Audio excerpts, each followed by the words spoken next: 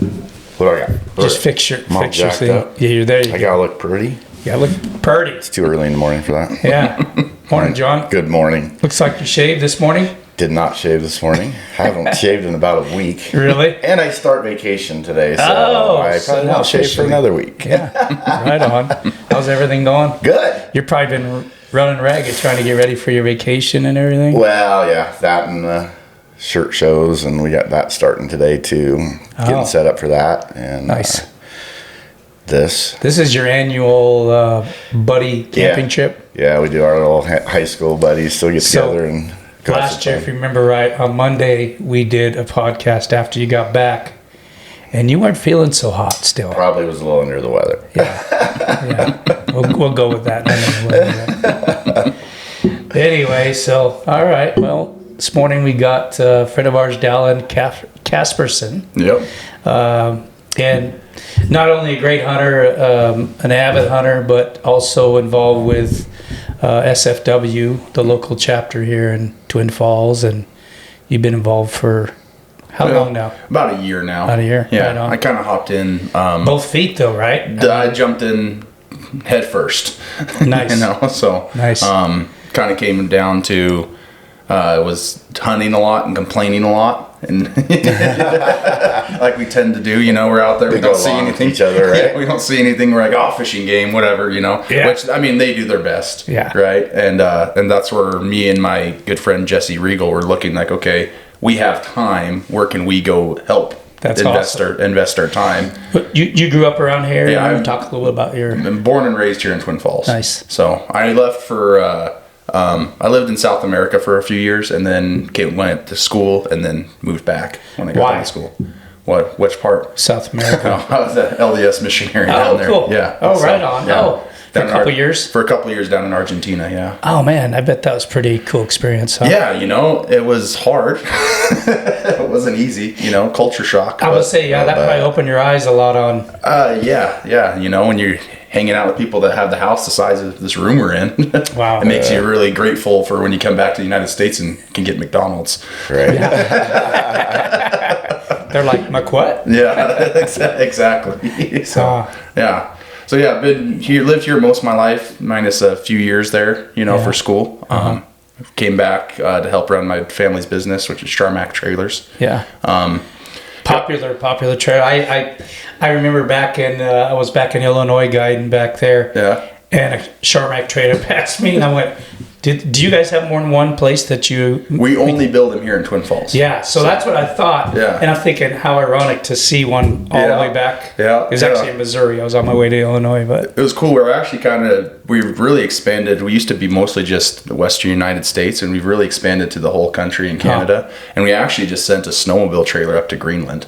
Wow. That's So it's like kind of cool little tidbit there. Yeah. So, and how long has that been going, that business? 45 years. Nice. Wow. So my grandpa started that back in 1977. Wow. So I'm generation number 3. Nice. So that's pretty. Most businesses don't get to the 3rd generation. Yeah. So they normally I think it's about 15% get that far. So yeah. Really? Yeah. So normally the second cool. generation, we looked into it because normally the second generation says we're done with this. Yeah, right. Sells it. Yeah. Somebody else's dream, right? Yeah, Grandpa's dream. It's ironic. We're kind of talking about that. Yesterday I was talking with a couple friends, and we were just talking about nothing against younger generation now, but it's like this happened to be the grocery business. How it was the kids grew up in a good lifestyle because of the grocery. They happened to be the grocery business started. Let's say whatever business it is, but a lot of times the kids don't want anything to do with that, and the old saying, it's not glamorous enough. I guess not. That do something that, like if it can provide the lifestyle or whatever that you would like.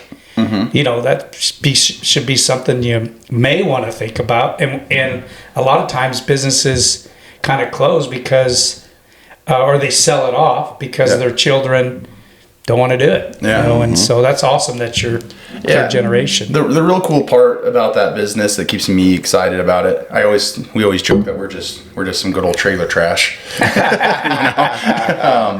what I always like is with a trailer, it can kind of go around with multiple hobbies. So working on right now for this fall is a Sportsman's package. So it's like a trailer built for hunters. Okay. Oh. So kind of going at that and debating taking it to the Hunt Expo next year. Nice. So there's that side of it. I also like razors and snowmobiles and all that fun stuff, and I build what hauls them. So I think like what I can get to use my mind to think what works best for those. And then on top of that, like I'm a horseman. We build horse trailers. Yeah. So it's kind of fun that wherever my ADHD takes me that day, I can get some stimulus, I guess. Right. Yeah, that's cool. So, do you do shows at all? Sports shows? not sport. We were going to do Sportsman's Expo last year, but at the time we kind of had this rule that one of our dealers needed to be with us, and we couldn't get one to partner with us. Oh, gotcha. And so we've kind of had some chats of where we wanted to take because that's where I've lately been handling more of the big picture branding of the company, is where we want to take it, is that we just need to go and put ourselves out there more, even if we're not going to have a dealer with us, because that's the whole deal, is to get sales. Sure. So they want the dealer there so they can get the sale. And sure. That's just kind of an old time thinking that we've since changed. But so we should see us at more starting to go forward. Yeah, if it's kind of focused, especially for the Sportsmen, I bet that the expo would be a Yeah, I have some pretty cool ideas. I don't really want to reveal yet, but I've got some. Bummer, I was just getting ready to ask, actually. I was interested. I've talked to a lot of guys, and we kind of put together this little think tank on something, type of a toy hauler conversion that you can remove the razor or whatever you're hauling, or four-wheelers, and then have it be a living space as well. Oh, nice. So, but it's a lot smaller and cheaper than going and buying like a big toy hauler, and it's easier to manage. Man, I can't believe how many people I've seen that take like an enclosed trailer and turn them into their own little living, like real small living quarters, just because it's easier than setting up a tent in the rain. Oh, it is. I do it. Yeah, really? Well, yeah. I mean, we always have a trailer around. So, like, I went down to the Salt Flats with my boy camping, and I just brought a generator and a heater and put the generator outside and put an air mattress on the floor. Wow. So, I mean, that's the base level, but that's kind of what inspired it, is all these people doing these conversions. I'm like, well, we can do it better at the factory and probably cheaper. I actually one time bear hunting. I have a small trailer that I was hauling all my bear stuff up there with, and I had a tent, and I was going to pitch the tent and everything, and it was raining, sprinkling, but it was just supposed to rain that evening. So that's what I did. I ended up tarping everything, and then sleeping inside there. Left it cracked open, so I got some air, and awesome, good. But well, cool. Yeah, so I mean, that's part of me. I mean, been hunting most of my life. Actually, I always growing up wanted to be a mountain man. That's what I would always say. And so that's where I really always grew up loving horses and being outside and doing things. I didn't get my hunting license until I was 16 because my dad doesn't hunt. Okay. He has in the past, but he doesn't really care for it. He says it's work. And I guess that's true. So, and then playing sports in high school, I mostly waterfowl hunted. But when I got back from my mission in college, I really dove headfirst into archery hunting down in Utah. Nice. Yeah, nice. So, and that's kind of what I've done now. So in Utah, you said that's where I did most of my stuff. Oh, okay. Starting out was down in Utah. Oh, okay. And hunting their season. And it was kind of a cool, because once you live in a different state and you can see actually live in the regulations that their fishing game puts out, it makes you appreciate stuff like here in Idaho. Like a lot of people I hear talking about wanting a point system, and hadn't lived in Utah for 4 or 5 years. Not a chance I would ever want that. 100%. Because me as a new person arriving in Utah, I could never draw a tag. Yeah. Right. Exactly. Like there was no chance of me drawing a tag. I know. I tell people for lack of better words, bitch and moan about, I didn't draw a tag. Yeah. And a lot of them, and I know fortunately if you do archery hunt, there is a little more opportunity, even though the success rate isn't maybe as good or high. But at least we get to hunt. And I mean, I see all these, every surrounding state around us, you got to draw some. I know, like Wyoming is a state that you pretty much get a tag every year, doesn't Jack? Yeah. I mean, they have the draws, but if you don't draw, it's similar here. You can still get find some open hunts that you can go on. But there's some states, and Nevada. Yeah, Nevada. You don't draw a tag, you don't get to hunt that year as a resident, which is that's rough go. Yeah, I mean, I feel bad for her. And I think that's one of the things with SFW is what we believe is trying to find the balance, because we have the guys that want the really quality units, and I tend to land in that camp a lot. Sure. Is we want more quality units, but we also believe that everyone should have the opportunity to go hunting every year. Yeah. It's like, but we also have so much public land in Idaho. We have more public land than any other state in lower 48, but we're all condensed to this southern plain. So I could go do the Unit 39 late buck or bull hunt. Yeah, I mean, I'm sure you guys have done that and see how many people are running around out there because of how our system's set up. Where we could do a lot of benefit for the overall quality of hunting, and for ourselves if we just kind of spread ourselves out a little bit. Right. Yeah. Kind of like the way they did the tags for non-residents is because they were all piling in. Yeah, exactly. Up just a handful of units where now, even though they still have the same amount of tags, they're just spread out amongst the state, which I think in the long run has got to be a good effect on the non-residents. But I mean, for us, it's great. Yeah, it is. But I mean, at least they still get an opportunity to hunt too. I mean, if whether just depends on where they want to hunt. If they don't mind getting another tag for another area. And really where you run into some of that is a lot of the guys that have the traditional hunting camps. Or like me, I didn't grow up with any of that, so I was kind of like, where can I find game? Yeah. Right. So I was bouncing between unit and unit, scouting a lot. When you say traditional, you're talking about like 5 guys come together? And you got like, my grandpa hunted here, I hunted here. So like you get a lot of guys up in like 43 that are that way. Like they always camp in the same pull out, have their pack string. They're always in the exact same spot every single year. Yeah. And that's where, that's just where they go hunt. Yeah. And so where you talked about lots of changes that probably should happen, at some of these meetings, you get a lot of resistance from those type of guys because there's the chance that they might not be able to do that, which I'm very sympathetic with. But at the same time, we can't, as hunters, we can't be selfish, right? I mean, our game's not an unlimited resource. True. If we don't manage it correctly, we're not going to have game for the next generation. And it might not affect the 3 of us here. We're probably all okay. But if we don't start looking forward, it's like, okay, how do we have more deer on the ground in the next 10 years? There's no plans for that. So that's the most frustrating thing. There's some loose end planned out there by Fish and Game, but there's no actual, like, these are the steps we're going to take. They just say, we want this many deer on the ground in 2030. Yeah. There's nothing like, well, we're going to do this and then this and then this. We're going to do this habitat restoration. We're going to plant sage seed in 46. We're going to do these things that could help. There's none of that. Where other states, you go and research it. Utah, they're not perfect by any stretch of the imagination, but they've learned that organizations like SFW, Rocky Mountain Elk Foundation, Mule Deer Foundation, Pheasants Forever are their best allies because they give them money. And so they can go and do these where Idaho Fish and Game tends to just want more control and hold it back.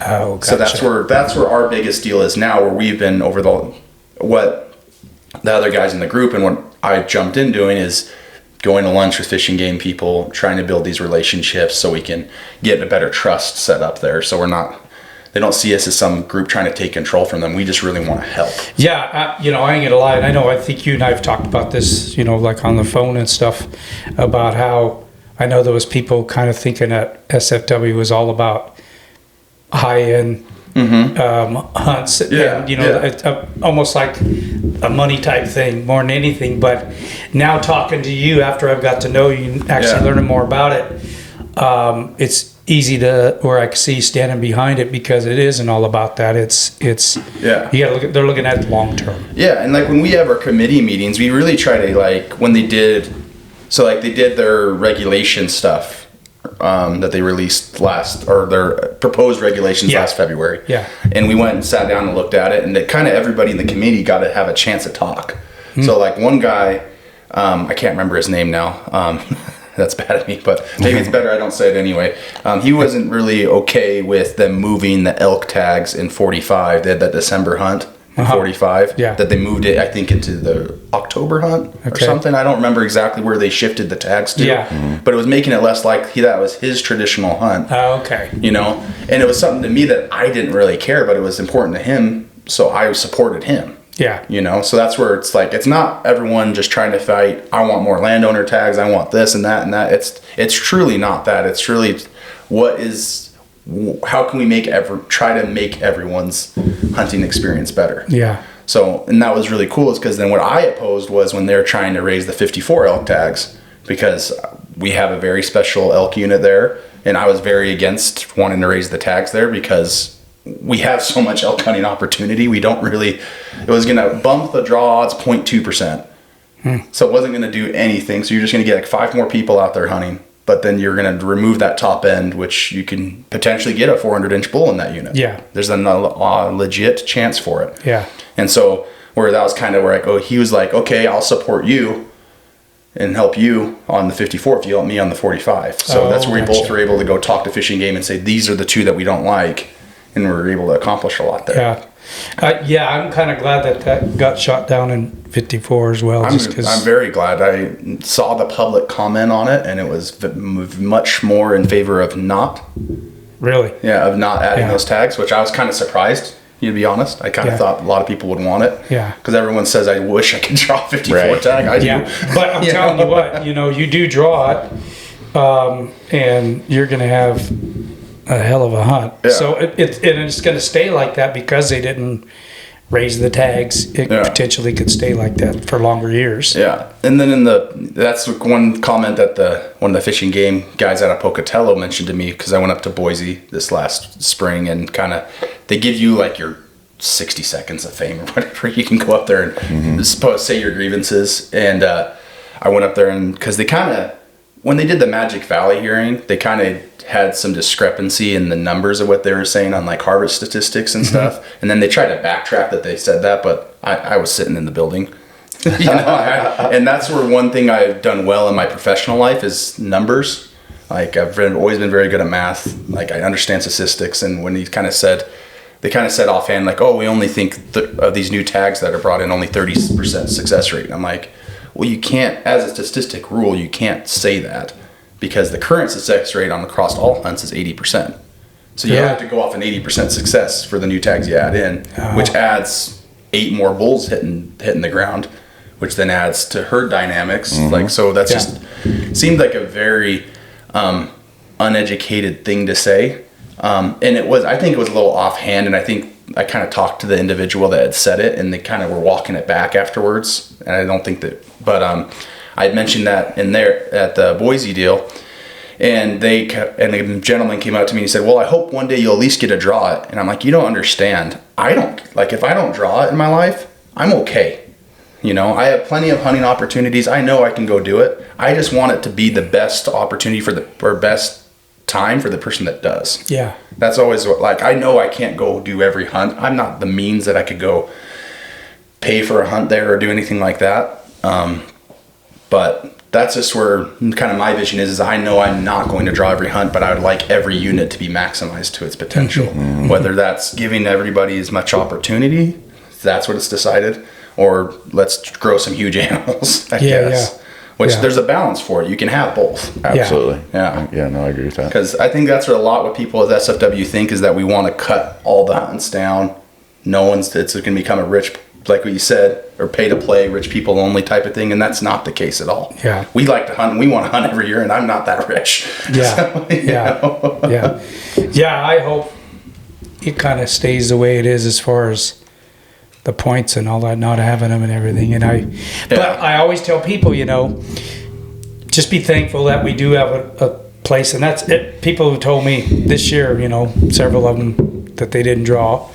It's like, but they're going to go probably archery hunting. I would say at least, even if they're just not archery hunting, you can buy an over-the-counter rifle tag and go. If you have a chance of getting the first come first serve, elk tags as well as over-the-counter deer tags. Just be thankful that you still can hunt, because there is a lot of states that you can't. Like Nevada, like you said, or California, or Washington and Oregon. That's why they all come here. Yeah.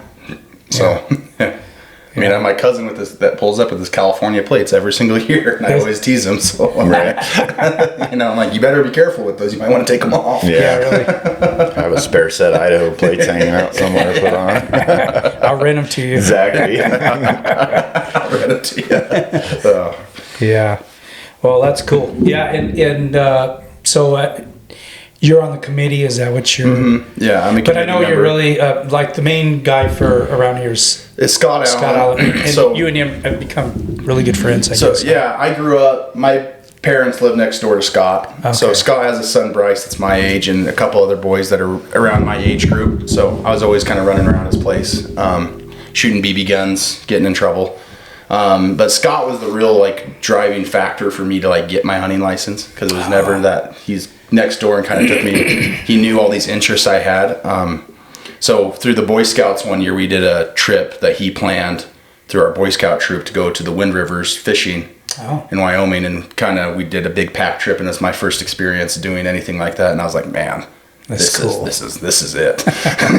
Like high country, above 10,000 feet. I'm not a big I don't like to fish much. Like I like to catch, but I don't have the patience. I can relate to sit that. there. But it was still a great time. Caught a pile of fish, and after that, he's like, you could plan these trips if you got your hunting license. So I kind of went and got my hunting license with these grandiose ideas that everything was a pack trip into the Wind Rivers. Right. And when I've now learned most of it is running around out in the sagebrush. Yeah, for sure. But he kind of guided me along that way, and during that time, right now he's the vice president, because he was the president but stepped down to vice president just because For all of SFW, who's president? for Idaho, for the state of Idaho. Okay.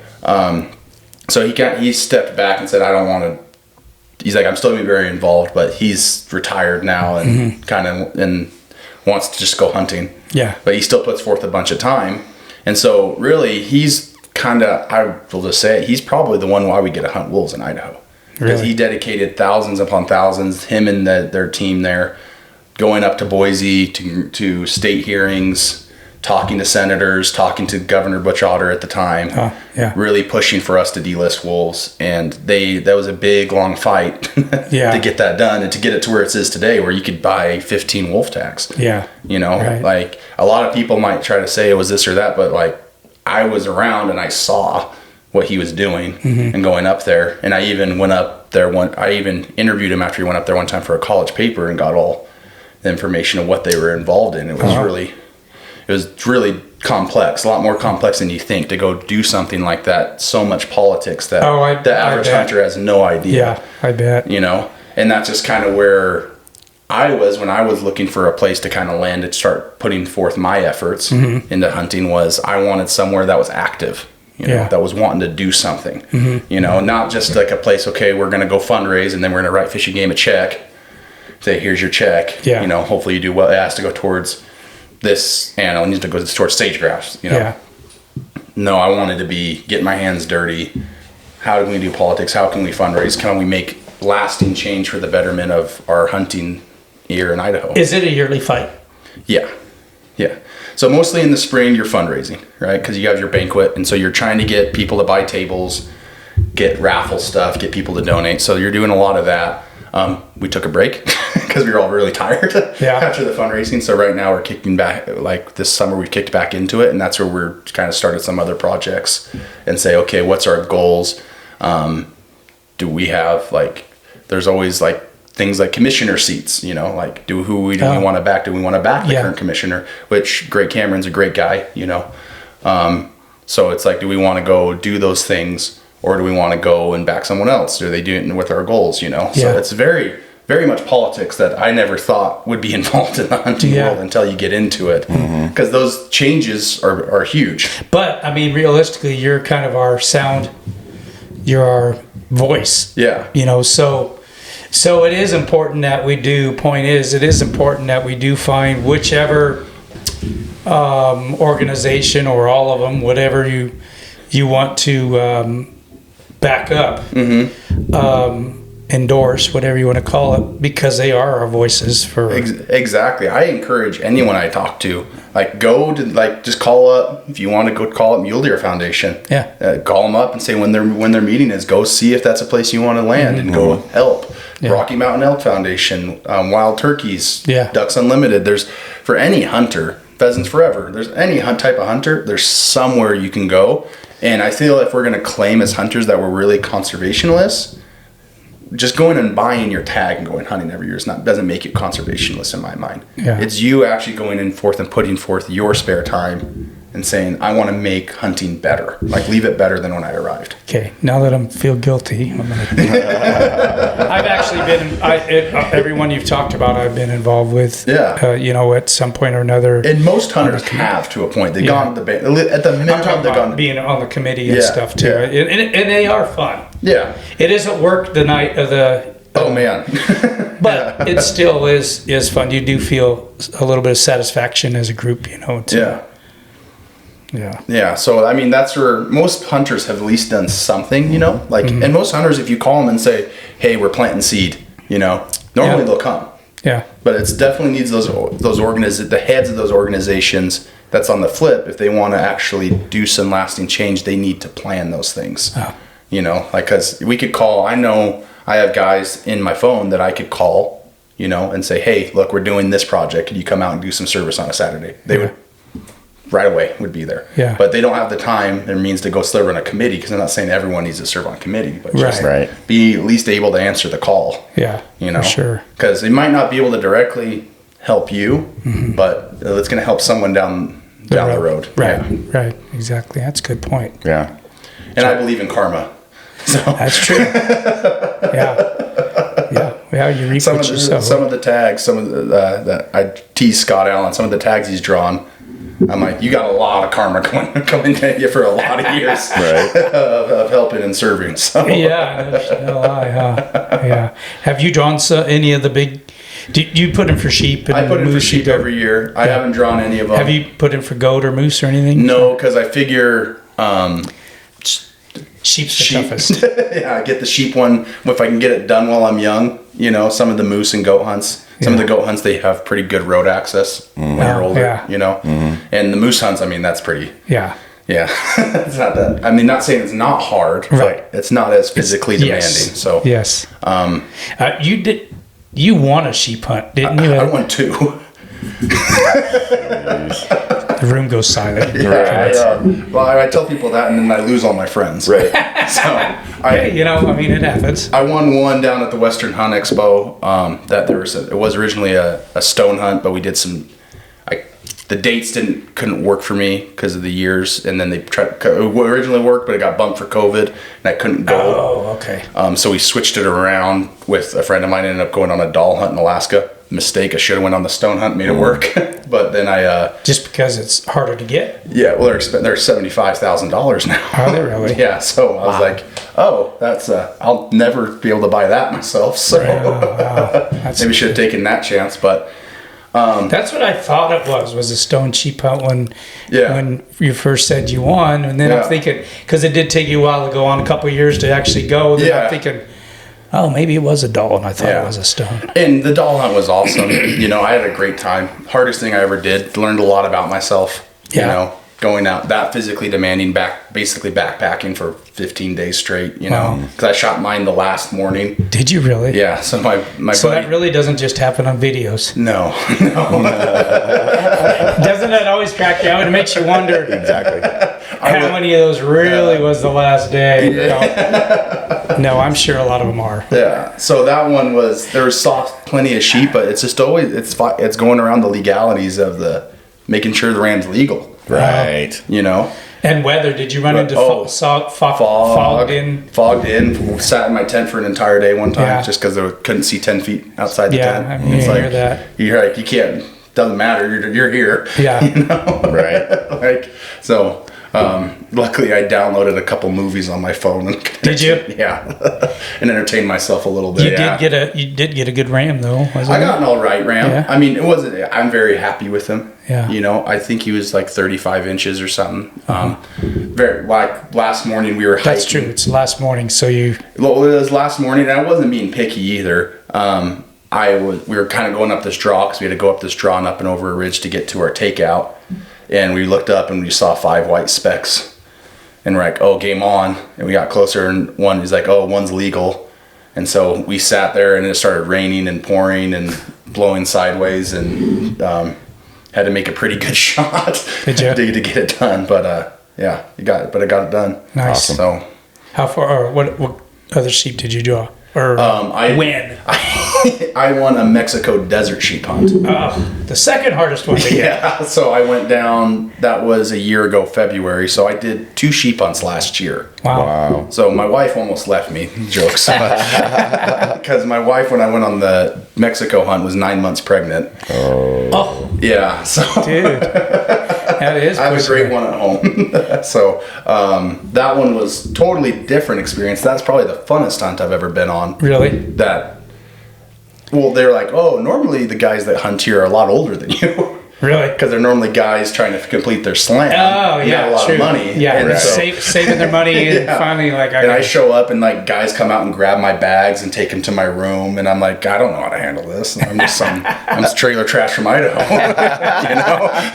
And you come out and there's this huge breakfast for you. And I'm like, this is almost too much. And then you go back and there's lunch. And like, okay, you can go take your nap now. I'm like, no, I would rather go out and hunt. Can we just go out and hunt? Yeah. And they were like, yeah, we can, you know. And I knew Spanish from living in Argentina, so I was able to communicate directly with the guides and stuff. So they're like, oh, normally guys want to sleep. I'm like, no, I'd rather just go get after it. Yeah. So how many days did that take you? 2. Okay. I was saying, I probably helped right there. Yeah. I mean, correct me if I'm wrong, you know, what the sheep hunts I've guided on and scouting and been on a couple others, just helping the sheep. Especially all of them have been in the lower 48. It's like they're busy all day. Yeah, they're out and moving. Yeah. Down there it was hot, so they would get up because we were kind of end of February, so it was getting warm again. Okay. So they would go and bed down, but they didn't have anyone. That kind of ranch we were on, they typically they'd take you around in the high rack. Right? Yeah, right. They had the high rack, so you glass, like we'd had our spotter set up on the high rack because that's how you get above the bushes. Yeah. But they never had any, so they would always try to shoot these sheep from a high rack. Really? Yeah, at this ranch, which I thought, I'm like, we ain't doing that. Wow. I'm like, I want a big one. I'm here. Yeah. You know, so. Well, probably a lot of guys just want to complete their slam and they just don't really. And they're normally older, and so maybe they're physically not demanding because that country that I just told my guide, I'm like, can we just go out and hike? Like get up on top of these mesas and start looking around. And he's like, you want to do that? I'm like, yeah. He's like, that's refreshing. Huh. And so my good friend Jesse Regal I mentioned earlier went with me on the hunt. Oh, he did? Yeah, he went down just to glass with me. Oh, nice. And he's like, me and him were like, no one's done this before because we got up there and started seeing way more sheep. Huh. And that's how we found my ram. Huh. Did you kill a pretty good? Yeah, I killed a 185 inch. He's a toad. He's the second biggest ram they ever killed on that ranch. Really? Nice. And I 100% contributed because I got out and hunted like I would have in Idaho. Mm-hmm. You know, got out, hammered it, glassed a ton, stayed out all day. Yeah. Didn't go and take my nap.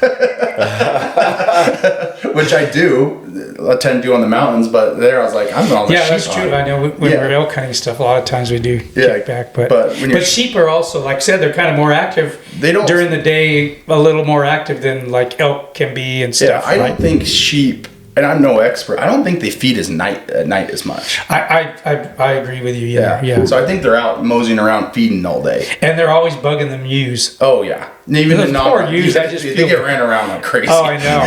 Pawing at them when they're trying to lay down and relax. I've never felt bad for a mule deer doe in the rut, but I do feel bad for the ewes 24/7. Because it is 24/7. Yeah. So, no, there were totally 2 different spheres of hunting that I went on, and it was fun. You had 2 different types, type 1 fun, and then type 2 fun, where you like look back like this sucks, but afterwards like, man, I can't wait to go again. Yeah. So that's cool. Mm-hmm. And is that the only 2 sheep you've killed? Those are the only 2, so hopefully someday Idaho. Draw Idaho, and maybe I can win a third one. The Stone Sheep. I won't tell anyone if I do. I'm just gonna go hunting one day. So, yeah. Yeah. Then, with you being an active archer too, you still get a chance to take time and hunt Idaho. Mm-hmm. Yeah. So last year I didn't get to hunt Idaho as much because I took so much time off for sheep hunting, which is like understandable. I mean, I hunt with my bow 90% of the time. Yeah. You know, so in Idaho we have some great opportunities to hunt with your bow. So I did get out, chase some really good deer, found some really good deer just because due to time constraints probably didn't get it done. Mm-hmm. You know, and then I kind of told you what some other constraints. So some Billy Bob Thorntons out there might have done some illegal stuff on one. No proof to that. Yeah. But that's just kind of, this year I'm really excited though, because I kind of missed doing more in Idaho. Yeah. It's just every time I've gone out of state and done something, I always think like, whoa, man, Idaho's just as good. Mm. Like I've gone to Colorado and I'm like, this is fun.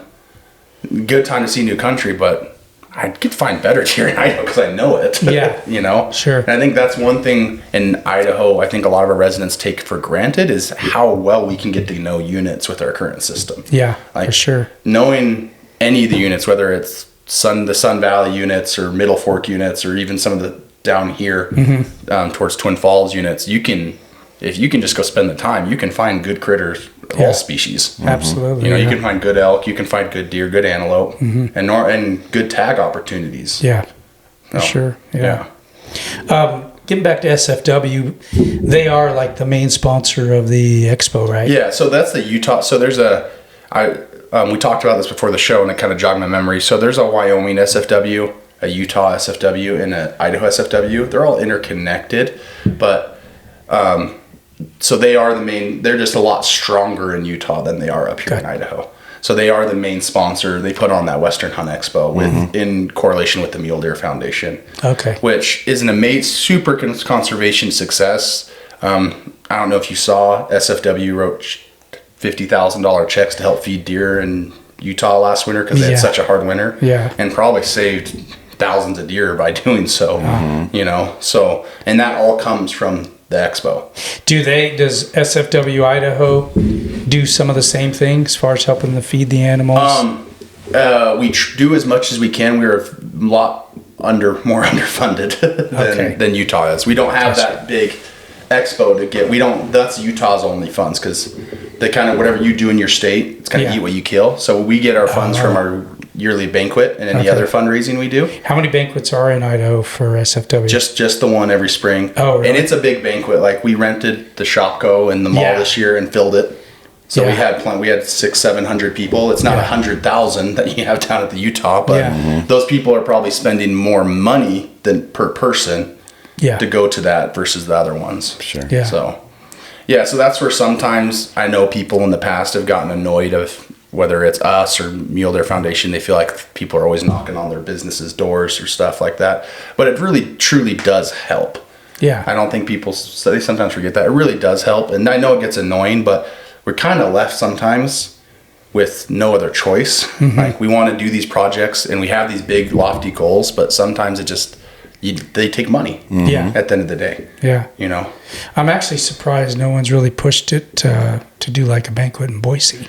We've talked, we've had a chat about it this spring, you know, it would be, because there is a Sportsman show in Boise. Yeah. It's not that big. I don't know if you've been to it. Yes. So it's not that big, but it's not, to me, I think you could draw from the Pacific Northwest crowd that maybe doesn't make it all the way to Salt Lake, because that's another 5 hours from Boise down. So you could there's a lot of hunters in Oregon and Washington that would probably benefit from doing something like that. It's just kind of, and it showed with backcountry hunters and anglers. They had their rendezvous a few years back in Boise, and it was a slam dunk, had tons of people there. It shows that we could do it. So me and Scott have had the conversation. We're just trying to figure it out. A lot of it would be maybe just getting some key people over in that area involved to help put a local committee there. Yeah. Because, I mean, there's enough sportsmen over there and businesses over there that I'm sure would donate to a banquet there. Yeah. it's definitely one of those things we'd love to do and get like First Light involved. First Light's local Idaho company, you know, if we could Everly Stock, you know, there's some great people. There's some great gun makers in Idaho now, you know, that they all go to the Salt Lake show. And so it's not something it's something very preliminary. Don't know for sure we're going to do it, but it's been some conversations we've had. Because that would help immensely if we could get the similar type of funding. Because, I mean, I think Idaho has better overall hunting than Utah, and we could make it even better if we wanted to. So, or if we could just get the right funding going. So. But I think, I mean, when you mentioned, you know, them being able to write a check to help feed. That's a big thing. It's huge. You know, 'cause I remember years ago, I mean, it was every year. It was just like you knew they were going to have plenty of hay and stuff to help feed the animals, and those feeding stations like they used to be are just, Fish and Game has, as well as the wolves. Well, the wolves kind of ruined that. They did a lot of that because it was like baiting basically. No kidding. So that kind of, in Fish and Game's defense on that one, they did that program for years, and I think they closed that down 5 years ago officially.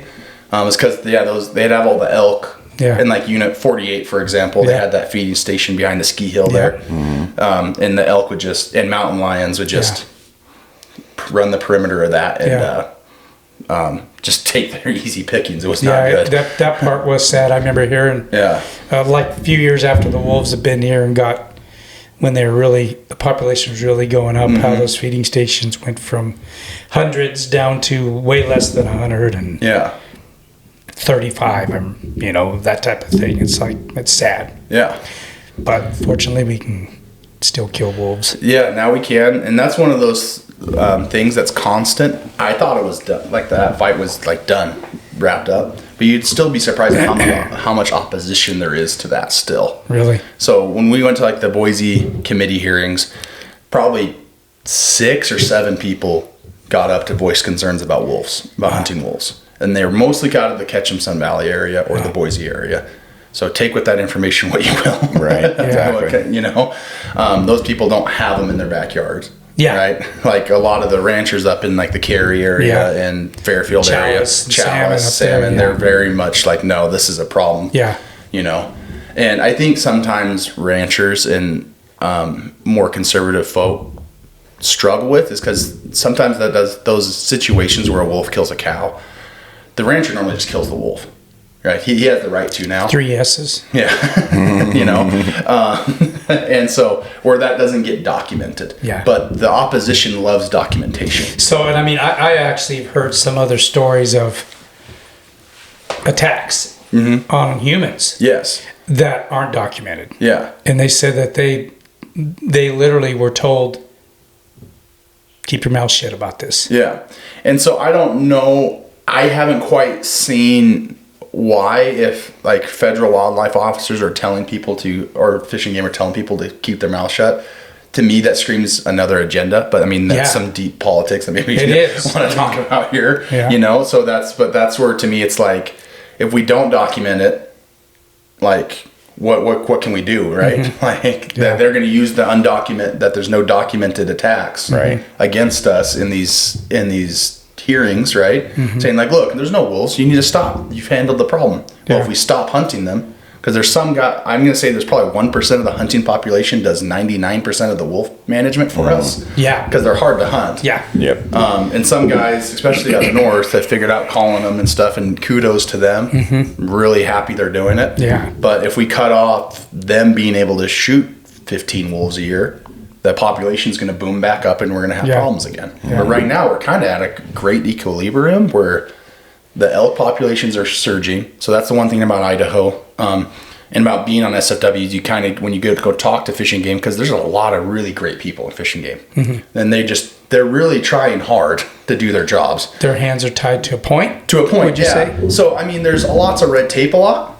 And so that's always hard, and that's where you got at times have to get state legislature involved, and then they're also tied by funding, and a lot of that seems to be at times like mismanagement sometimes. But I don't know. I mean, sometimes it's like, well, if we need funding, we need to cut back in other areas, and and that's where maybe I'll get grief for saying that from some of these people, but that's just kind of how, from the outside looking in, that's what it looks like. I run a business. If you don't have funding to do your projects, it's normally a lack of management. Yeah. Especially when you're a government agency. Yeah, true. So, a lot of these people though that are on the ground, especially a lot of our local people, are really good. And they're trying hard, and you get to look at the numbers and see which units are growing and why, and it's like a random unit, because I want to hunt it this year, I'm not going to say deer populations have boomed over the last 2 years, and they don't know why. Really? And they're trying to figure it out. While the units around it are all declining. Wow, what unit? Yeah. We'll talk off camera. Shut these cameras. But I mean, that information is public for anyone that wants to go get it. They can go call Fish and Game and ask for population levels, Yeah.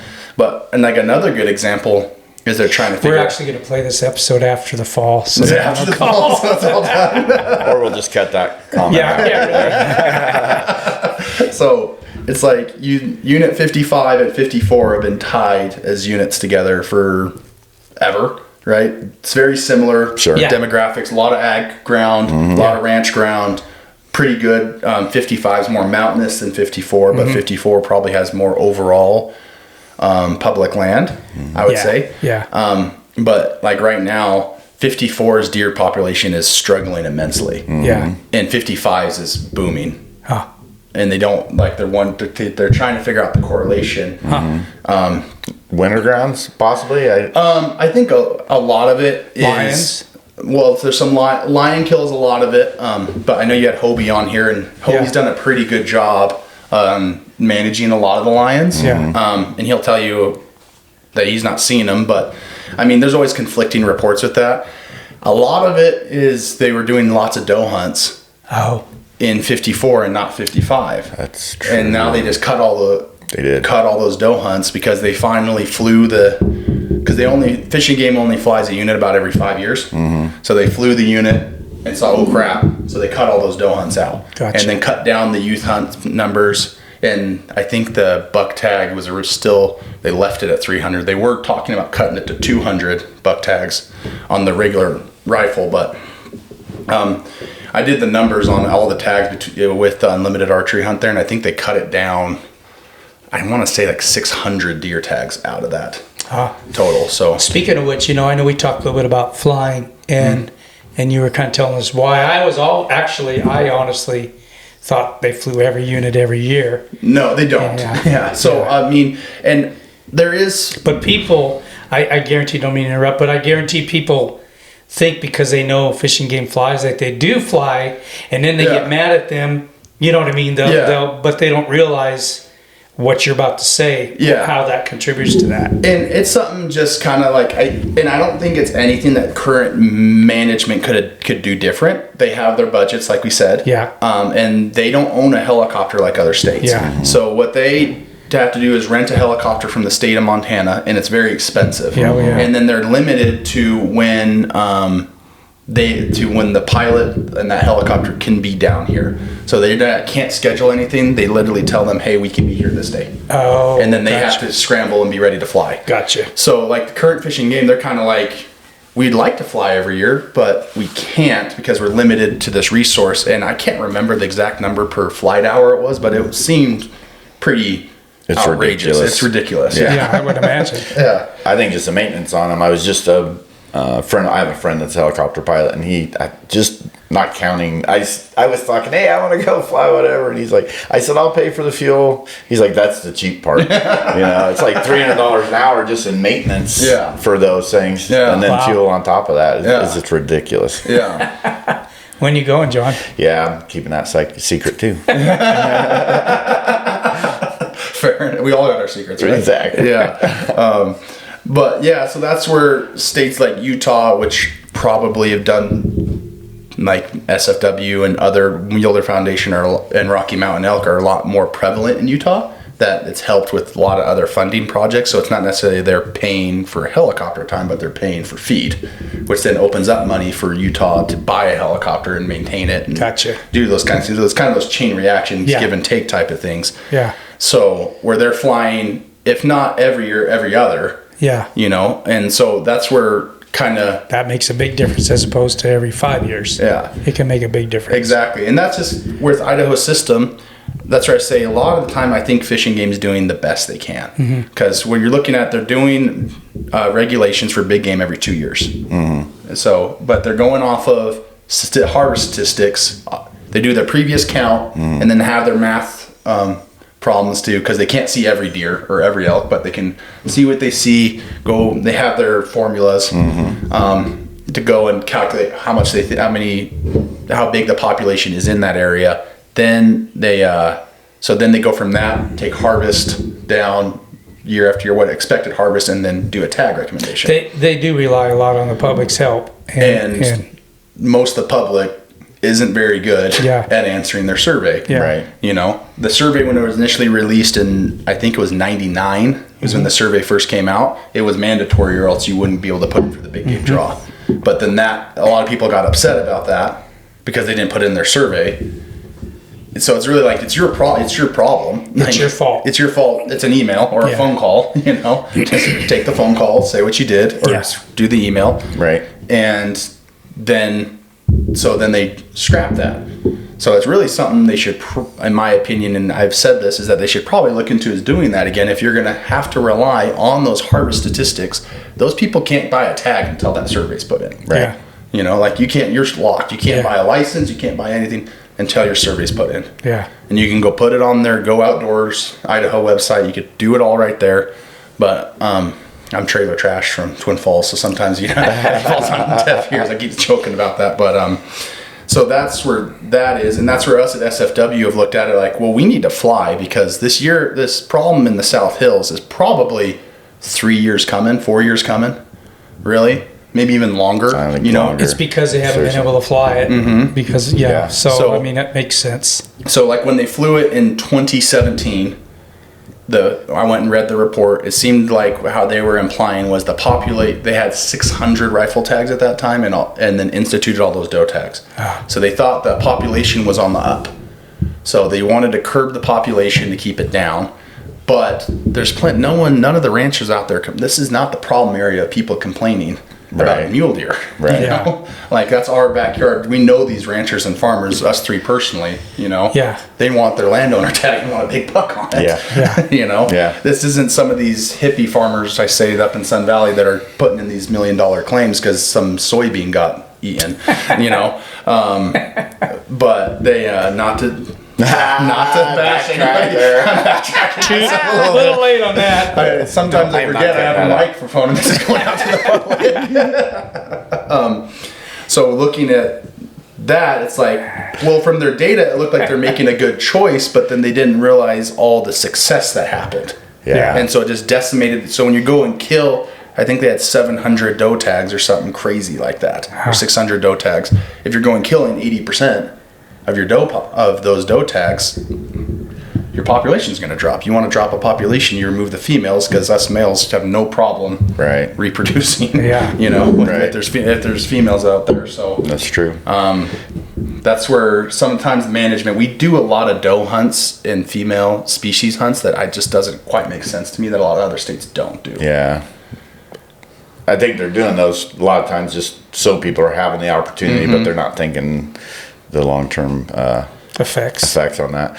But I remember, because I spent a lot of time, I mean, we're right at the base of South Hills right now. You're right here. I spent a lot of time up there just, you know, in the spring and whatnot, and because I love the shed hunt and that. And man, I used to see hundreds and hundreds of deer. And I went up this year, well, the last several years, honestly, you could see if you just spent time in the spring when they're down there on the winter grounds, you can see the decline in the numbers. Yeah. You don't have to have a degree to figure that out. No. Or fly it. No. Or fly it. Yeah, exactly. Yeah.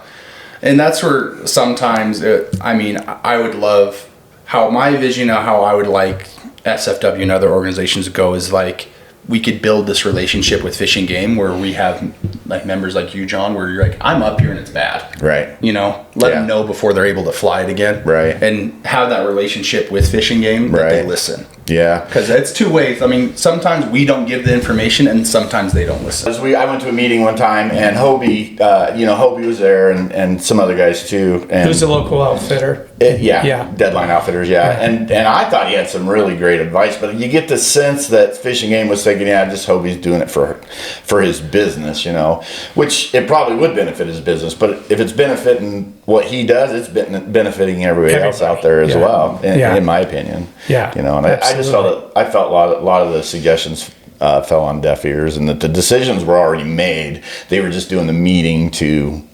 He has done. I know since he's became the outfitter up there, he has pushed for a lot of things that, whether it is to benefit his business or not, but just as a whole, because he could see problems with management and stuff. So I think it's been a good thing. Oh yeah, no, I'm sure they do listen to him to a point, Yeah, hopefully they do. It's one of those things that you kind of get because when we were at that Boise Commission meeting, that was a huge eye opener for me. Kind of how, like I said multiple times, how much politics have to play in this. Because what you have is you have Fish and Game officers or fishing guys trying to become commission members, because that's promotions or in charge of everything. Sure. So, I mean, that's just every human nature. You want to do better at your job and you want to do it. But sometimes when you're in a government business, you're politicking. I call it a business because it is. Yeah, sure. And so they're just going to go politic to their superiors, and sometimes they don't like to listen to. That's like Fish and Game's biggest fault, in my opinion, is sometimes they just don't like to listen. Right. And that's where a lot of people I've talked to since I've joined, I'm like, hey, you won't come help. We're trying to do this Fish and Game. They're like, oh, Fish and Game doesn't listen. Well, but if we keep not saying anything, they're just going to go operate, Sure. And they do listen to a point. They do have the redeeming, and there's the redeeming people in there. But that's one of those things is where us as hunters and the outfitters should be their biggest resource. We're out there in the field, and if we say we don't see deer, we don't see deer. I mean, if us three probably went into the field looking for elk or deer or whatever, we don't see any. It's not because we're lazy. I mean, you guys that's a seasoned hunter podcast, right? Yeah. So sometimes it's one of those things that I think they think most hunters are the guys just driving around in their truck and not getting out and doing anything. But I think hunting today is much more, you see a lot with the YouTube and social media, a lot more guys trying to be kind of the Cameron Haynes or the hard ass, trying to get out there. The and feet on the ground. I do agree with that, because I've always done a lot of backcountry stuff, and you'd go back, if you would get 2 miles off a road, you're not going to see very many people. But, of course, we'd be 4, 5, 6, 7 miles out back, and now I'm seeing more people back in those areas as well, which is a good thing. But I do believe there's a lot of road hunting type there still are, and there always will be. Right. I mean, that's just the nature of it, and that's okay because that's what they want to go do. Exactly. But there are way more people like you just said that last I went up with my horses into Unit 48 last year, or maybe the year before, and I was up there 6 miles in the snow, and I roll up and there's a dude hiking. I'm like, good for you, man. Right. Right. It's and he's like, oh yeah. He's like, I just got into hunting 2 years ago. They're the new people getting into hunting, that's what they're doing. They're not going. Exactly. More the people that are truck hunting and driving around are the ones that's what they've historically done. Right. Yeah. Well, that's what, because the people have been doing it forever, that's what they're grew up doing, because that's how hunting was, right? Yeah. Well, the new people are learning it off of YouTube, and that's what you see on there. So I think that makes it. And it used to be successful. I know an old timer in town. Exactly. I was going to say, probably back in the day, the animals there was so much more animals, you didn't have to get as far off. Yeah. I don't know if it was necessarily more, I think we had more pressure. I think it was that. I think, if you look at mule deer, so whitetail deer, if you look at the studies, are best they've ever been. Really? in the history of the United States because they do extremely well with agriculture. So every farm field in the Midwest has some whitetail rolling around on it, you know, and we're getting whitetail growth here now. Yeah. Are you seeing them locally?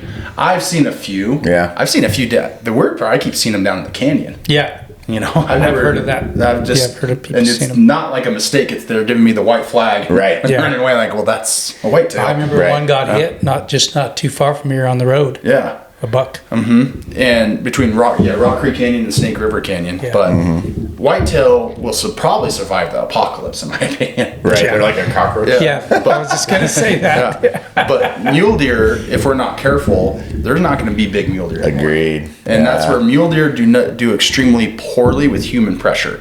And now in our nation, we have especially here in the West, everyone wants their 5 acre piece with their house on it, which, I mean, I want it. I'm going to be guilty, you know? Right. I mean, but we're encroaching on mule deer habitat constantly every year. The invention of side-by-sides, there's more side-by-sides going down the road. They just don't handle that pressure. Right. Because they're just naturally such a fleeing animal that way less than elk, way less than antelope, way less than really whitetail, Yeah. moose, any other ungulate that we have. Yeah. And so that's where I always talk about deer. Like we've been paying so much attention to elk for the last 20 years. I Right. think we've let mule deer kind of fall by the wayside. I Yeah. totally agree with that. You know? 100%. And I think South Hills is a good example. I mean, wasn't the archery record shot out of the South Oh, yeah. Hills back in 2002 or I something? remember, before they even opened it, I knew they were talking about doing it, and I thought every record's going to be broken Idaho once that opens, and it did. And so they pushed that, and then that elk herd. I said I didn't want any more tags. I want the elk herd in place. But there was so much focus on keeping that elk herd healthy Yeah. that the deer herd, they were like, okay, we're not going to give opportunity for elk. So that's always the flip side. You don't, right? Not going to give more opportunity for elk, so we're going to give more for deer so people get in the field. Right. But then the deer suffer because we probably, I think in hindsight being 2020, everyone now realizes that all those doe tags were the wrong idea, and we shouldn't do that again. Yeah. You know, Hopefully it's not too late. It's Hopefully. just going to take some years to. I would say, and maybe I shouldn't give my opinion on this, but I would say 54 this season is probably going to be a good big buck season because of all the moisture. If you have a 54 tag, good for you. Sure. You know, I have a 54 archery tag. That's why I did it. So, just because of the moisture, and there's less deer on the landscapes, because when there is less deer on the landscape, there's actually not as many big bucks. There's more. That's where, like in Colorado, you could go to Colorado and trip over a 170, right? It's just because there's so many deer. That's kind of where they're fighting for feed and stuff like that. And so the fact that there's not as many, that there's going to be some big bucks that are going to get big this summer, or getting big currently. But for the overall population to bounce back, you're probably a 5-year before it starts looking Sure, that makes semblance. sense. I mean, you got to get a couple fawn recruitments out there, Right. and need some help on some some winters, some nice winters. True. Yeah. You know? Keep the predator population in check. Yeah. I think this winter was good. We got a lot of snow up there. It was like the perfect winter for them, but the snow came a little bit earlier, Yeah. and so I think it pushed them down, so where they weren't stuck. So that's always the problem when they get Yeah, do you stuck. remember up the there. winter kill a few years ago? We had it hit so hard, so fast, a lot of them couldn't get to where they wanted to go. Exactly. And they did get stuck, and a lot of them died there. Yeah. As well as I feel like the fawns that have grown up for the last, let's just say as an example, the last 6 years, they were going and wintering, in the same spot. And because the winters weren't real tough, and then you get a heavy winter, and that's where they're used to wintering, and that's where they stayed, and then they were there. Yeah. That was a bad snow. Yeah, and I think Eastern Idaho, I've heard listen to guys like Robbie Denny, Robbie knows what he's talking about. Yeah. Saying that Eastern Idaho, Western Wyoming, this winter sucked. Yeah, it that's killed a what I lot of deer. heard. Right. Yeah. I don't And venture. antelope too. I don't venture into Eastern Idaho much. Yeah. So I haven't gone and scouted and seen for myself. But here in our units, I think even the Sun Valley units, I think the deer came out okay. Oh, Yeah. good. In my opinion, and from talking to others also, I think because that storm came early and was light, that it started the migrations, so I think they were able to get out of the high country. Yeah. But anyway, that's where being with SFW and meeting with Fish and Game is always very enlightening, because you can see like, wow, elk populations are rising, but mule deer are not. And so sometimes that's where you wish, sometimes at SFW you have to like mention that to them, you know, like just like you're overlooking this. And so that's kind of my goal, is to start building good relationships with Fish and Game, so we can have those just candid conversations like, hey, just another set of eyes looking at things at times isn't bad. We're not trying to be overseers or anything. Yeah. We just we want the same thing. Right. We want better habitat. We want more animals. We want more hunters. Because really, if we want hunting to survive, we need more hunting. But I can say with most of our public land that a lot of it's not getting hunted. Yeah. Just because we're all kind of, humans always travel to where it's easy, and where it's easy is kind of where we're at. And I'm guilty of it too. You know, maybe places like the Selway should be getting hunted more. It's rough, but maybe that's if some changes in the future, that if we want to hunt every year, maybe we need to some of us need to make sacrifices and kind of do what the non-residents did, where you have to pick your unit and don't get a hunt for 90 days to 120 days straight. Right. Yeah. You know, right. Which is super rare. I don't think any of us in Idaho realize how rare it is. Utah's a 15-day season most of the time. Yeah. New Mexico is 5 days, I think. Yeah. So a lot of places, yeah. Yeah, I'm not going to complain one bit, but we shouldn't take it for granted. I'm going to use it as long as it's in place, right. But I know it's one of those things that I know deep down it's probably not the best for the animals.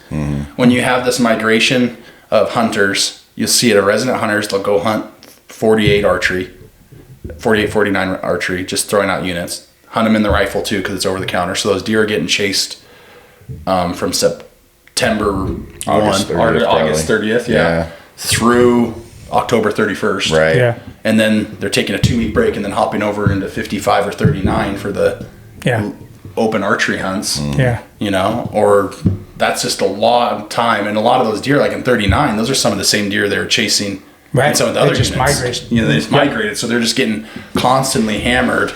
Yeah. You know, so there's no real respite. That's why units 45 and 52 are so important, because that's the winter ground. So that's where SFW came in a few years back. They were wanting to turn those very petty. They were Fish and Game was having a dispute with the landowners for how they were handling their landowner tax, is the only way I can really say it.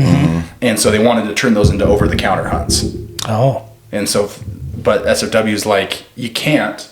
It's the best hunt for a reason, because that's where all the deer come to. Yeah. They're all piling in there. So you need to leave it, or else you're not going to have any more deer. That's kind of what we've seen with the elk now up there in those ways. I don't know if you guys hunt up there, because I archery hunt for elk in 48.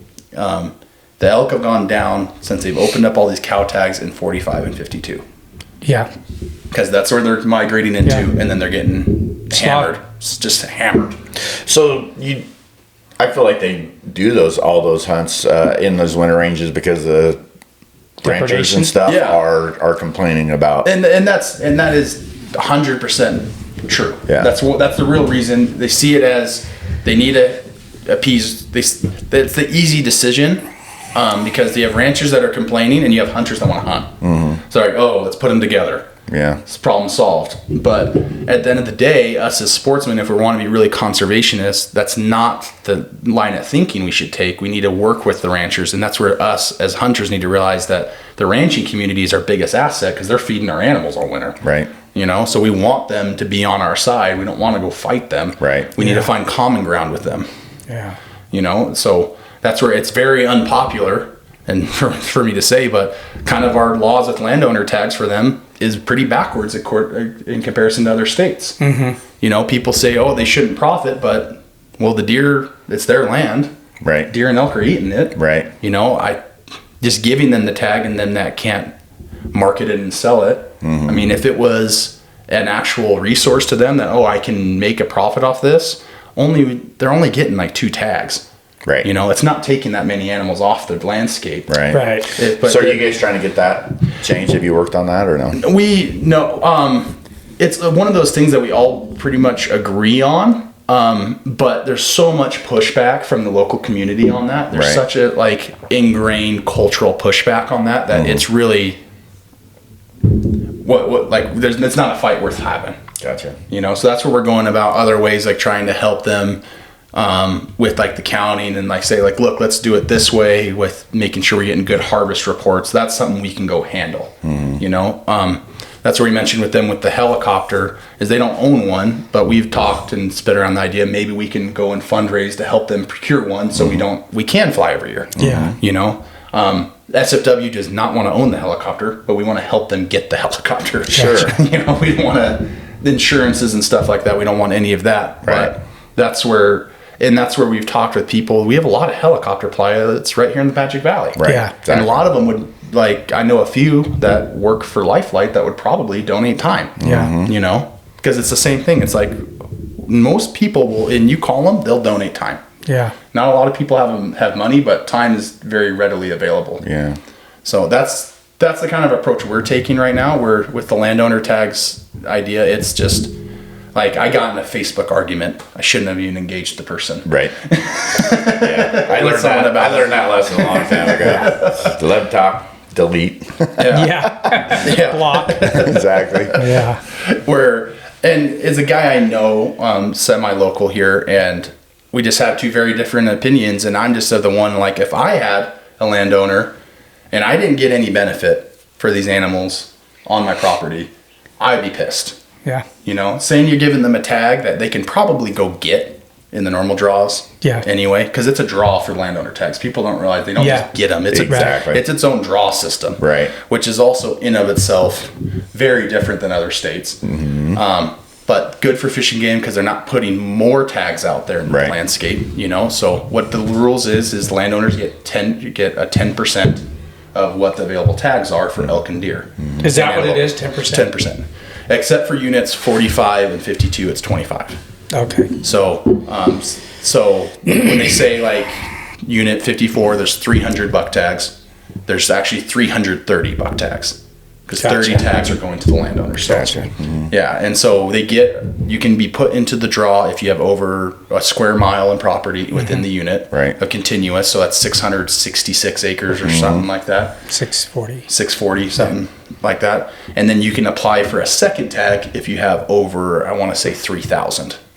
So normally guys are just getting, like I said, and then the elk tags, that's even less if you look at it. Yeah. There's only 60 elk tags, so you're only 6 landowner elk tags floating around. So it's not like the landowners are getting all this benefit. Like there's a couple ranches, I'm going to keep the ranch's owners' names out of it, that are right along that bulls, I've seen them in July, they live on the ranch year round. They just don't leave. Yeah. And so it's like, and then Fish and Game tried to issue them summer depredation tags to try to push them off, but the public fought it so much that they didn't. So the rancher's like, well, I'm a cattle operation. Like I need the feed for my livelihood and to pay the bank, but now I have all these elk on here.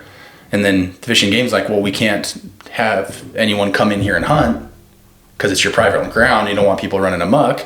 And we don't want to issue these depredation tags that you can control because the public's going to eat us alive. Yeah. So it's really a hard balance. Yeah, it's something that really needs to be addressed with some clear minds, because I've been in the meetings before and it gets brought up, and you're going to have 4 or 5 people that get very, very intense and adamant, yelling, swear words. And it's like definitely not the people that should be making the decisions. Right? Yeah, if you can't come into without a dog in the it turns into an emotional thing. Exactly. When emotion gets into it, you need to be removed. Right. Like if you can't think objectively, that's where with me, where I'm not necessarily a trophy hunter, but I want to hunt something with some age. I know how to score animals. I don't necessarily care about the score. Like I showed you, Daryl, a couple bucks I shot that didn't score well, but were really unique and cool.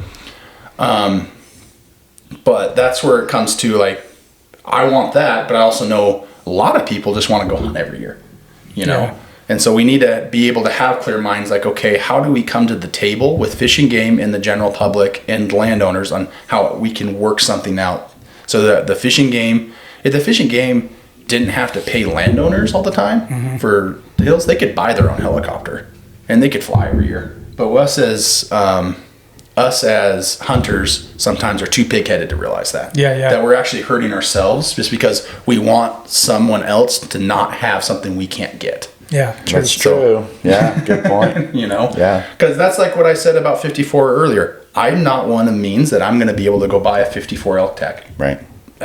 The going market rate for one of those tags would be outrageous.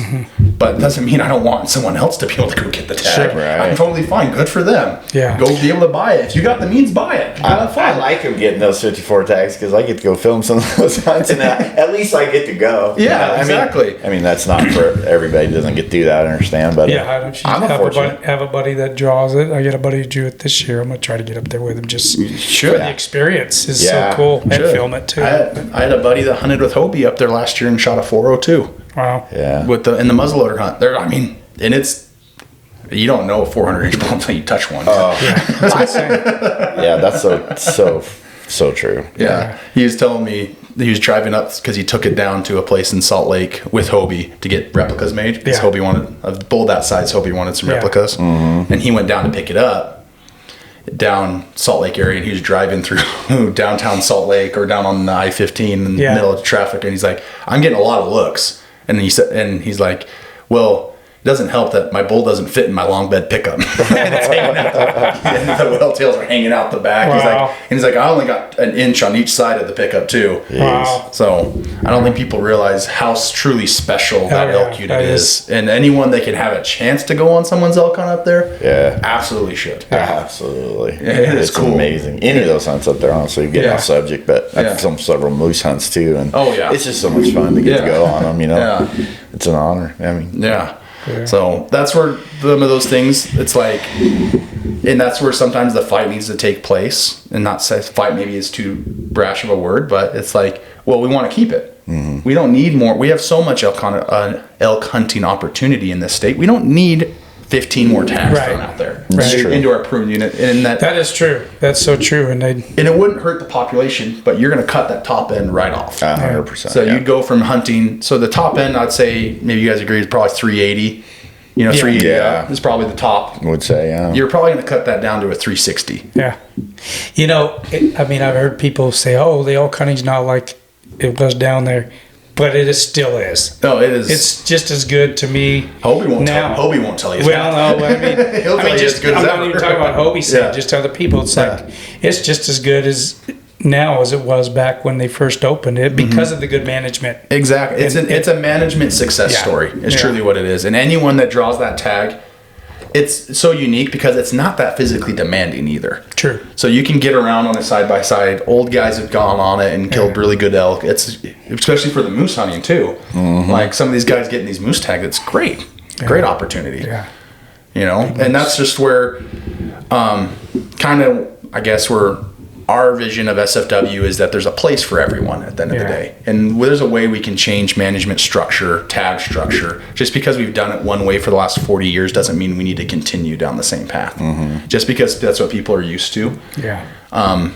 There's a little thing I read the other day that was talking about the width of rail cars on the tracks. It's like 4 feet, 5 inches or something really random. And it was talking about why it was built that way. And it was because, that was what the jigs were for wagons, and that's what the jigs were for chariots, and it went way back into Roman times, and that's why the width of those train cars. So it's like next time you say, why is it done this way? And someone says it's always been done this way, doesn't mean it's necessarily the right way. Right, sure. That's just what it was. If we're dating down rail car track width to dating it back to Roman times, maybe when we first did that, now you can't change it because you can only railways. Exactly. But that's just where we're at here. It's like, just because we've done it this way doesn't mean you have to do it the same way forever. Like this is Dallin Casperson opinion, not SFW. I've spoken to some of my members about it, and some of them agree, is that we should probably go into a draw-only state for management, but some of the tags are unlimited draw. So you can hunt every year, but you're going to hunt 36 every year. And you're going to hunt during the season that you pick. And maybe it's more like zones, where you have your elk zones where you have one hunt early and you can have a hunt late. So you have a bull hunt early and a cow hunt late, something like that. I mean, that's where you can go and find something for everyone. And then we got to go pick what we're doing. It would just disperse us all out. We have all this benefit of all this public land that we're not utilizing that we could. True. You know, where that would just force us to do it. If we don't force ourselves to do it, no one else will do it. So that's Dallin Casperson, armchair quarterback, is looking at it and saying, and I mean, it's a similar situation to what Colorado does with their mule deer. Yeah. And everyone calls Colorado a mule deer factory, but we got better genetics than Colorado does. Our mule deer, I think, would bounce back immensely if we were able to do that, have be able to do fly units and get actual counts, to be able to do disbursement and management. And then some guys, it would help out because, and this is where sometimes we all have to sacrifice, is you might not be able to hunt 54 elk ever. Because you're going to go put in for your own elk hunt so you can hunt every year, but you're sacrificing for the chance of 54. But then the guy that doesn't hunt, maybe there's some guys that hunt other states like we do. I know you hunt other states. I don't know if you do, John. I do. Yeah. So I can never draw a tag. Where we know we're going to go hunting somewhere in the West that we'd maybe sacrifice hunting Idaho for a year for a chance to draw 54, and our odds would be better. Yeah. Yeah, but we're limited to people doing that for sure. So, and like I said, that's do you feel opinion. like I'm going to use antelope as an example. They do the unlimited tags for that on the late hunt archery, and I feel like it is pushed. You know, people want to freaking hunt, so they're gonna put in for those tags versus. So it helps the harder draws because less people are putting in for it, which is awesome. But the counter side of that is there's a lot more people hunting that unlimited tag hunt now. Does that make sense? Yeah. I've seen that personally. And I think that a little bit an adjustment to that, because I do the unlimited archery antelope. I think we all do. We all do. Yeah. It's a pretty fun hunt. Really. Absolutely. I think a little flip to that would be is if you did it that it's first choice only. Yeah. Well, it is first choice only on the antelope. Is it? It is. Some units. Some, yeah. Well, Some the uses units it. we hunt, Yeah. it is first choice only, and I have seen an increase in hunters out there. I was kind of hoping for the opposite effect, to be honest with you. Because that's where it's like, I think because I do the archery hunt for antelope, but I'm definitely more of a mule deer hunter, so I invest a lot of my time. So when I do the Unit 53 Unlimited or Unit 54 Unlimited, Right. I do think a lot of people use it as a backstop. Right. You know? Exactly. And I think that some of the same attitude is like, this is a really cool hunt, but you got to be your first choice. Yeah. You know? Yeah. And I normally do those because I do sheep hunt. I put in for sheep every year. Exactly. So that's like I can still put in for those, and I really appreciate that, and I would like that not to change for selfish reasons. No, 100%. Yeah, I think we all would. I like having the unlimited tags myself. Yeah. But I do feel like when they put it first choice, or people want to hunt, so they did use it. I'm talking antelope because that's out there already. People were using it as a backstop, which I haven't used it for a backstop for a lot of years, but I used to, and try and draw the early one. Whereas now it probably made that earlier the earlier hunt easier to draw. But there's a lot more people hunting that unlimited first choice tag. And I think that's just because more people are learning. And you've seen it like last year, Unit 53 tag holders. It was the year before it was like 300, and it jumped to like 560. So like you see it in the mule deer side too, because people are right. I mean, good job on the bow shops and getting people in archery equipment. Right. I mean, people are starting to learn if they want to hunt every year. That's probably the ticket. Right. Exactly. And that's, to me, is like, so that's like the flip side, is that's going to become, if I were a betting man, that's just going to become our over the counters. So it's going to be like an over the counter. So you're going to see more in those unlimited. Sadly, I think the age of us when we would go out up into Stanley Basin hunting antelope, and there's no one out there. Right. It's just us. Right. I think those are sadly probably going away. They are. Then,